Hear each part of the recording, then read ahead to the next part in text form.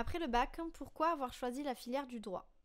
Alors, j'ai toujours été attirée par cet univers et en seconde, j'ai choisi la série littéraire pour pouvoir prendre comme option droit et grands enjeux du monde contemporain. Pour conforter mes choix, j'ai eu la chance et l'occasion de pouvoir assister à un cours de droit administratif qui m'a permis de choisir mon orientation post-bac plus sereinement. Alors pourquoi j'ai choisi la filière droit après le bac? J'ai choisi la filière droit premièrement puisque moi j'ai fait un parcours STMG au lycée, et donc du coup on avait un peu de droit, et donc ça m'a donné envie de continuer sur une licence après le bac, mais aussi parce que c'est un parcours, la licence, où on a ensuite accès à diverses filières, et donc de ce point de vue-là c'est intéressant. Bonjour, je m'appelle Léa Guillard et je suis en Master 2 droit public des affaires. Donc après le bac, je me suis orientée en droit, notamment en raison d'un stage que j'avais réalisé dans le domaine de la protection de l'enfance. Ça m'a sensibilisée à ces questions et au métier de juge et avocat notamment. Mais par contre, j'ai voulu garder une formation générale. C'est pourquoi mon parcours est un petit peu atypique.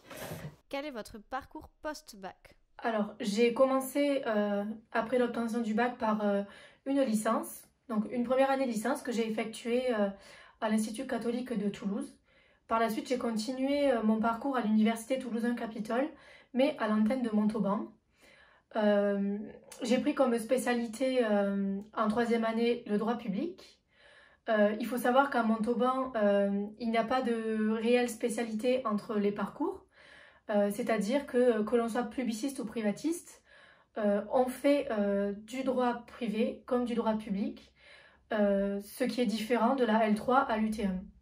En effet, donc le parcours n'est pas 100% privé et 100% public et laisse un réel choix aux étudiants qui ne sont pas sûrs de leur orientation de choisir entre différents masters. Publiciste convaincu, j'ai décidé d'intégrer le Master 1 droit public général à l'Université Toulouse 1 Capitole. Et par la suite, je me suis orientée vers un Master 2 droit public des affaires. Alors pour mon parcours post-bac, bon, il est assez classique puisque j'ai fait une licence de droit à l'université de Perpignan, où en troisième année on choisit en se spécialisant en droit public ou droit privé. Et ensuite je suis parti en master à Toulouse, puisque là il était intéressant, vu que je voulais faire le master 2 à Toulouse, de partir faire le master 1 à Toulouse aussi, pour être déjà dans la fac. Donc j'ai intégré en fait après le bac la licence droit parcours Europe à l'université de Nantes, qui est une formation unique en France et pluridisciplinaire.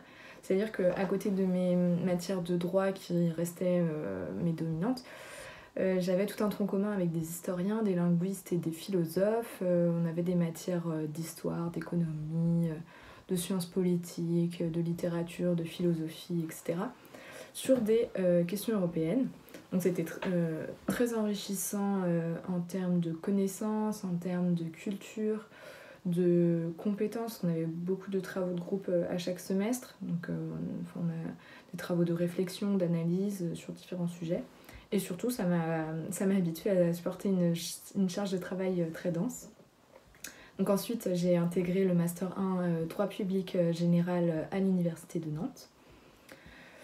Avez-vous fait un Erasmus? Alors, je n'ai pas fait d'Erasmus. Alors non, malheureusement, j'ai pas fait d'Erasmus, mais je pense que ça peut être vraiment quelque chose de bien et d'enrichissant pour soi-même, ou même d'enrichissant pour son dossier pour la sélection master, ou même ensuite pour son CV dans la vie professionnelle. Donc à l'occasion de ma licence, je suis partie un semestre en Erasmus à Bergen, qui est une petite ville au sud de la Norvège. Donc ça a été une super expérience là encore, que ce soit sur le plan universitaire que sur le plan humain. Donc je conseille à tous les étudiants qui ont l'opportunité de saisir cette chance, parce que personne ne regrette jamais d'être parti en Erasmus. Que pensez-vous des langues à l'université? Alors, je pense et j'ai toujours pensé que les langues à l'université sont essentielles dans n'importe quel cursus. Le fait est que elles ne sont pas exploitées comme elles le devraient. Et à mon sens, les cours pourraient être plus axés sur de la culture juridique, un vocabulaire qui serait spécifique et spécifiquement lié à la filière, ce qui pourrait servir les étudiants et les aider dans leur futur emploi.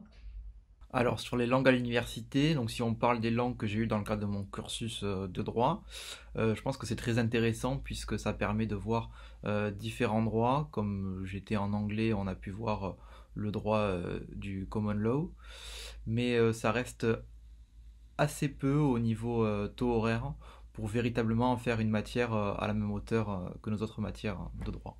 Concernant les langues, je n'ai pas trop à me plaindre puisque avec mon parcours Europe en licence, j'avais des cours d'anglais et d'espagnol plutôt poussés à chaque semestre. Par exemple, en L3, je suivais un cours d'histoire de l'art espagnol, donc c'était plutôt très poussé. Et à côté de cela, on avait des cours d'histoire, d'économie notamment, dispensés en anglais à chaque semestre. Donc ça m'a vraiment fait progresser en langue. Donc après, quand j'ai quitté le parcours Europe et que je suis arrivée en Master 1, j'ai trouvé que c'était un petit peu problématique les niveaux trop hétérogènes dans les groupes et que ça nuisait à la productivité du groupe dans son ensemble. Là, en Master 2, on n'a plus de cours de langue et je pense que c'est assez regrettable parce que même si c'est pas l'atout premier recherché chez un publiciste, c'est toujours un plus. Et c'est quand même important aujourd'hui sur le marché du travail. Selon vous, quels sont les atouts recherchés pour entrer en Master 1 ? Outre les notes et les stages, il y a d'autres atouts qui sont très appréciables pour entrer en M1. Je pense qu'il faut savoir s'adapter, faire preuve d'autonomie, avoir un esprit de réflexion. Pour moi, ce sont des qualités essentielles pour un futur étudiant en Master 1. Alors, les atouts pour la sélection M1, je pense qu'il y en a 3. Premièrement, il faut avoir un dossier correct avec des notes bonnes dans les matières qui se rattachent à la thématique de votre Master 1. Par exemple, moi, j'ai privilégié les masters qui se rattachaient à la thématique, donc, puisque la sélection était en M1 vers M2, donc de mon M1, qui était par exemple les marchés et les contrats publics, puisqu'il fait partie d'une grosse thématique de mon M2. Ensuite, il faut aussi avoir fait des stages, c'est très important pour votre sélection. Moi, pour ma part, j'ai réussi à faire 3 stages depuis ma première année de licence. Donc ça peut vraiment s'avérer faire la différence sur votre dossier. Et troisièmement, il faut vraiment porter un grand intérêt à la lettre de motivation. Il faut vraiment retenir l'attention de votre recruteur. Donc n'hésitez pas à passer du temps sur votre lettre de motivation. Alors sinon, concernant les atouts à mettre en valeur pour entrer en master, donc je dirais d'abord présenter un certain sérieux et une rigueur, donc ça se voit à travers les notes et les bons bulletins de licence. Ensuite, je pense qu'il faut présenter une certaine cohérence dans son parcours, c'est-à-dire à travers les choix des matières ATD ou encore les sujets des travaux de recherche, des travaux de groupe. Sinon, il est important de montrer un certain investissement dans son projet professionnel, donc ça passe par les stages. Et enfin, je dirais qu'il faut faire valoir sa plus-value. Donc là, ça passe par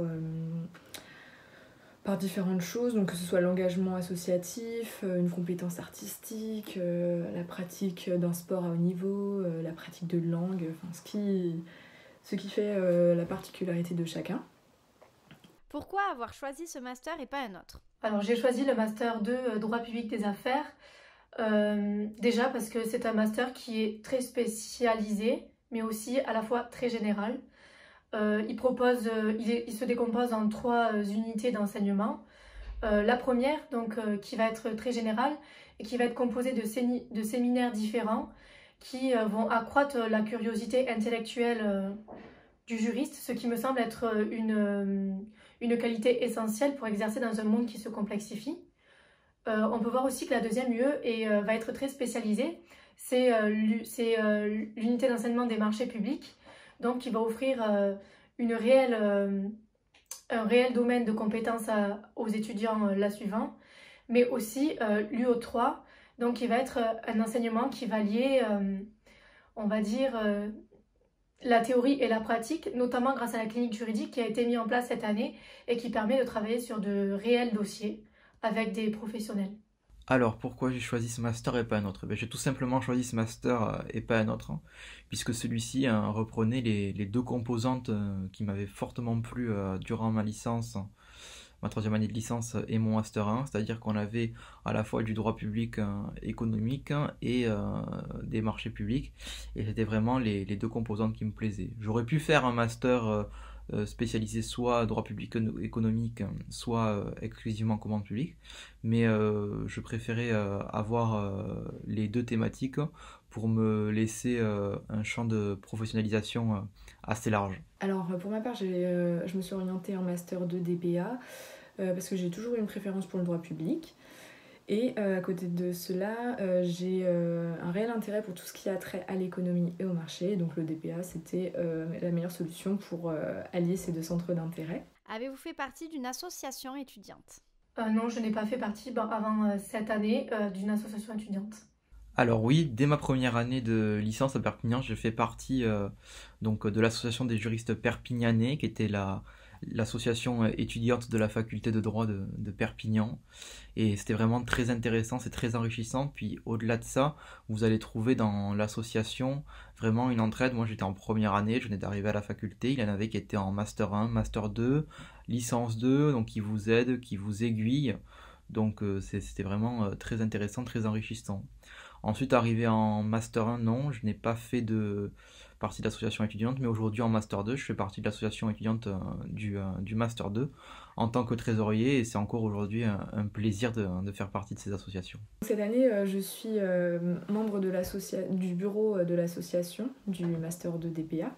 Donc je suis au pôle communication et événements et je gère la communication du Master sur LinkedIn. Avez-vous fait des stages? Alors oui, j'ai réalisé plusieurs stages. Tout d'abord, en licence, j'ai eu l'occasion de réaliser un stage dans un cabinet d'avocats qui était assez général. Et ensuite, en Master 1, j'ai voulu réaliser un stage au sein d'un service juridique d'une communauté de communes. Alors oui, j'ai effectué 3 stages, donc 2 durant ma licence, un stage dans un cabinet d'avocat quand j'étais en première année de licence, un stage d'observation pendant une durée de 15 jours, puis un stage durant mon année de redoublement qui était la deuxième année durant laquelle j'avais plus de matière à valider pour le second semestre, donc j'ai décidé de faire un stage de 3 mois. Donc je l'ai fait dans une étude d'huissier de justice, puisqu'à ce moment-là ce métier m'intéressait.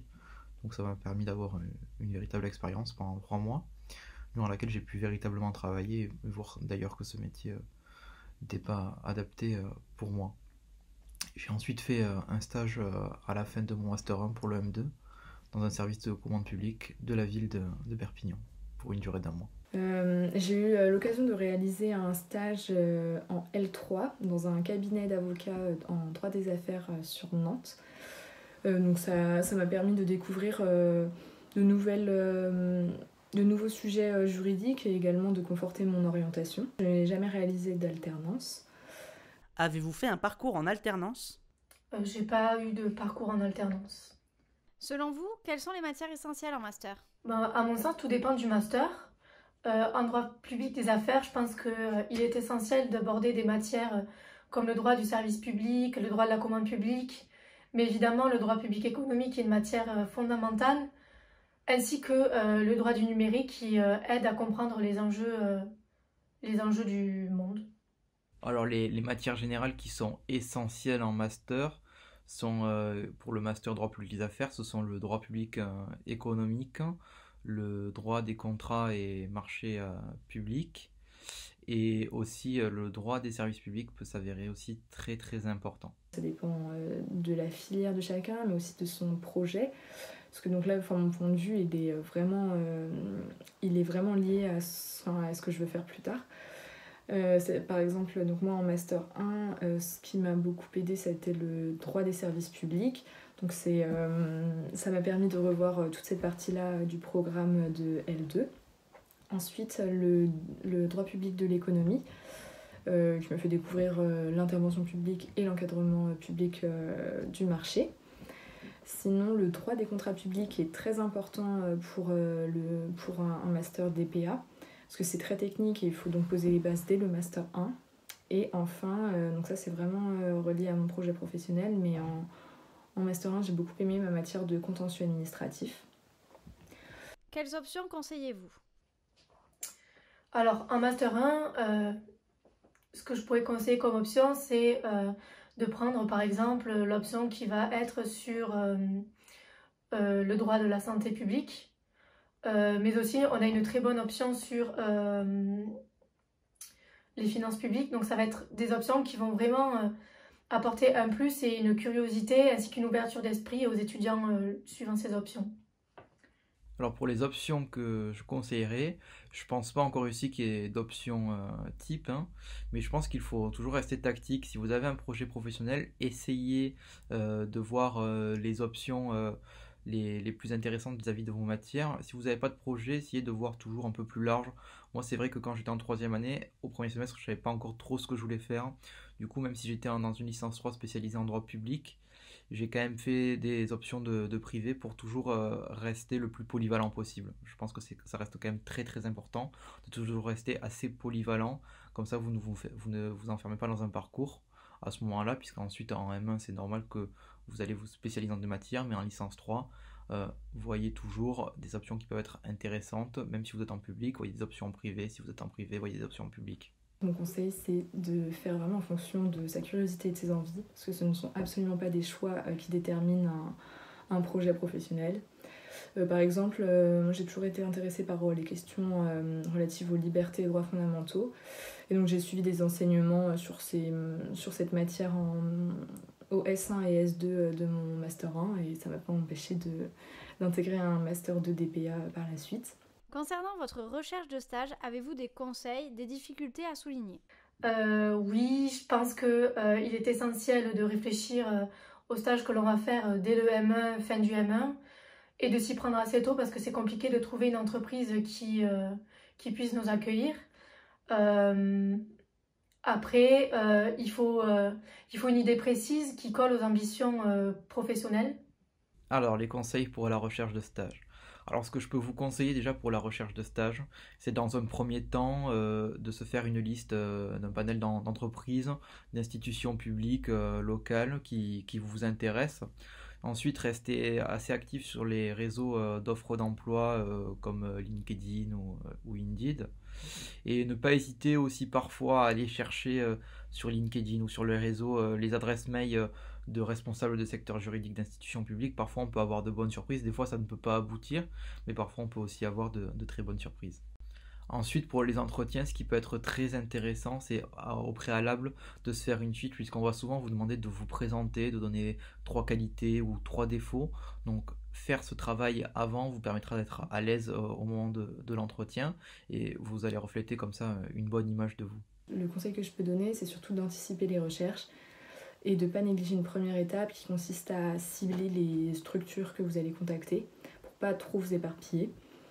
Sinon, demandez des lettres de recommandation aux professeurs, des conseils pour les CV, les lettres de motivation. Et enfin, mettez en valeur vos expériences professionnelles. Même si ça sort du cadre juridique, ça montre une certaine capacité de travail. Et faire valoir aussi un certain côté humain sur son CV et sa lettre de motivation. Quelles sont vos ambitions et projets pour après le master? Après le Master 2, donc j'ai pour ambition de passer l'examen du CRPA de la prochaine session, donc en 2021. Alors après le master, moi j'aimerais directement me professionnaliser en juriste droit public des affaires, donc c'est-à-dire qui reprend la thématique des marchés publics, mais aussi du droit public économique. Pour ma part, après le Master 2, je m'oriente vers le métier d'avocat, donc je m'inscris pour passer l'examen du CRFPA en septembre 2021. Pensez-vous pouvoir faire le même métier toute votre vie? Alors je pense que notre génération a la chance d'avoir le choix de ne pas exercer le même métier toute notre vie. Et j'aimerais bien pouvoir faire plusieurs choses et faire des choses assez générales mais aussi assez différentes pour m'enrichir le plus possible. Alors non, je pense pas faire le même métier toute ma vie. Je pense que les choses de toute façon vont évoluer forcément à un moment ou à un autre. Puis on est dans des filières, droit public des affaires, où on est vraiment formé à s'adapter, j'ai envie de dire. Et donc forcément, en plus, en étant en droit public, on va soit travailler pour des entreprises, mais aussi pour des institutions publiques, des établissements publics. Donc on peut être forcément amené à bouger d'un endroit à un autre, d'une ville à une autre ou d'un secteur à un autre. Donc non, je pense pas qu'on fera le même métier toute notre vie. Et je pense que c'est en plus caractéristique de notre génération qui ne fera plus un même métier pour toute sa vie. Donc pour l'instant, j'ai une réelle envie de découvrir ce métier, d'exercer en droit public des affaires en tant qu'avocat. Après, le même métier toute une vie, je ne sais pas, parce qu'à côté, j'ai un grand intérêt pour la recherche et c'est une possibilité que je n'exclus pas à long terme.